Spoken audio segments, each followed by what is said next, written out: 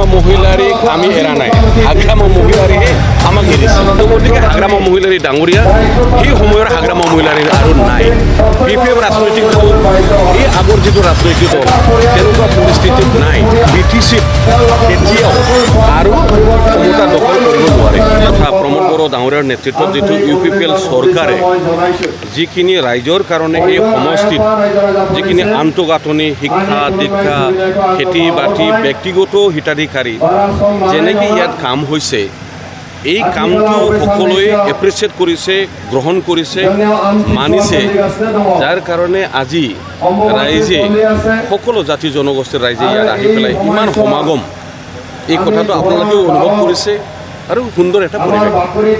BTC নিৰ্বাচন কেনেধৰণে প্ৰস্তুতি চলাইছে? BTC নিৰ্বাচনৰ কথাটো লৈ পেলাই সকলোৱে ৰাজনৈতিক দলবিলাকে এটা সজাগ হৈছে আৰু এইটো স্বাভাৱিক। কিন্তু UPPL ৰাজনৈতিক দল হিচাপে আমাৰ যিটো স্থিতি প্ৰমোদ বড়ো ডাঙৰীয়াৰ নেতৃত্বত, গতিকে আমাৰ যিখিনি ৰাইজৰ যিটো সঁহাৰি, ৰাইজৰ যিটো সমৰ্থন, ইয়াত আমি একো সংখ্যা বা তেনেকুৱা এটা মানে বেলেগ ধৰণৰ আমি একো চিন্তা কৰা নাই। ৰাইজৰ সঁহাৰি, ৰাইজৰ সমৰ্থন ইতিমধ্যে UPPL দলক পুনৰ BTCত তথা প্ৰমোদ বড়ো ডাঙৰীয়াক পুনৰ চিফ কৰিবৰ কাৰণে ৰাইজৰ সমৰ্থন যিটো সদিচ্ছা, সেইটো আজি সকলো ঠাইত আজি আমি দেখিবলৈ পাইছোঁ। এইবিলাক আলোচনা বিলোচনাটো হৈ আছে।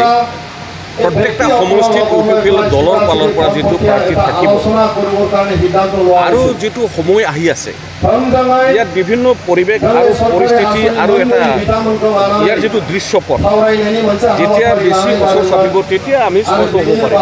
কিন্তু যিটো মেজিক নাম্বাৰ বুলি যিটো 21টা 40টাত 21টা পোৱা মানে এটা এবছলিউট মেজৰিটি লৈ পেলাই চৰকাৰটো এই মেজিক নাম্বাৰটো UPPL দলয় আজিৰ যিটো পৰিৱেশ পৰিস্থিতি আমি ৰাইজৰ যিটো সঁহাৰি দেখিছোঁ, সুন্দৰভাৱে এই মেজিক নাম্বাৰটো আমি পাবলৈ সক্ষম।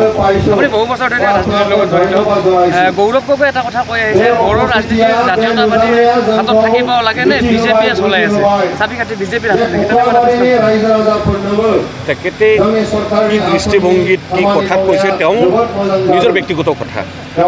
এতিয়া কংগ্ৰেছ হিচাপে BTC অঞ্চলত আপোনালোকেতো BTCৰ বাসিন্দা, কংগ্ৰেছৰ ইয়াত এজনো MCLA নাই আৰু কংগ্ৰেছৰ যিটো জনসমৰ্থন BTC অঞ্চলত একো তেওঁলোকৰ ভীতি একো কোনো ঠাইত নাই। তো গতিকে কংগ্ৰেছে নিজৰ স্থিতি, নিজৰ ভেটি, নিজৰ পৰিৱেশ, নিজৰ অৱস্থাটো বেছি চিন্তা কৰাটো ভাল। আন দলৰ কথাটো কৈ পেলাই ইয়াত সময় নষ্ট কৰি লাভ নাই। ঠিক আছে, আপোনালোকে সকলোৱে হাগ্ৰামা মহিলাৰীক এৰি আহিছে, কি হ'ব তেওঁক? হাগ্ৰামা মহিলাৰীক আমি এৰা নাই, হাগ্ৰামা মহিলাৰীহে আমাক এৰিছে।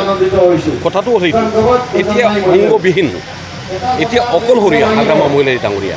তো গতিকে তেখেত কি হ'ব নহ'ব, অকলে থাকিলে কিবা হ'ব জানো? এই সমজুৱা কথা, ৰাজহুৱা কথা, ৰাজ্য চলোৱা এইটো হ'ল সমজুৱা বিষয়। অকলেতো কোনেতো একো কৰিব নোৱাৰে, আজি সংগবিহীন। তো গতিকে হাগ্ৰামা মহিলাৰী ডাঙৰীয়া সেই সময়ৰ হাগ্ৰামা মহিলাৰী আৰু নাই, হৈ থকা নাই। BPF ৰাজনৈতিক দল এই আগৰ যিটো ৰাজনৈতিক দল তেনেকুৱা পৰিস্থিতিত নাই।